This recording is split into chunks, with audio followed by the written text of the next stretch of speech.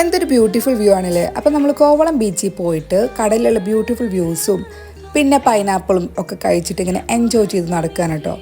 ഒരുപാട് ഫണ്ണി ആയിട്ടുള്ള കാഴ്ചകളും നല്ല നല്ല കണ്ണിന് കുളിർമയേക്കുന്ന കാഴ്ചകളൊക്കെ ഉണ്ട്. അപ്പം ഇത് വിഴിഞ്ഞം ബീച്ച് സൈഡിലുള്ള ഒരു ലൈറ്റ് ഹൗസ് ആണ്.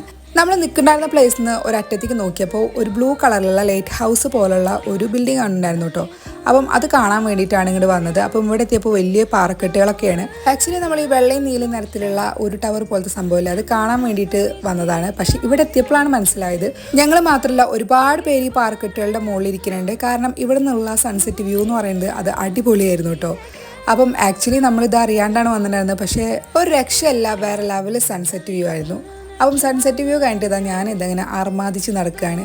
അങ്ങനെ പൂക്കളിൽ ഇങ്ങനെ തലോടി നടക്കുമ്പോഴാണ് പെട്ടെന്നൊരു പണി കിട്ടിയത്. ആ ചെടികളുടെ ഇടയിൽ നിറയെ മുള്ളായിരുന്നു കേട്ടോ. തൊട്ടാ മതി.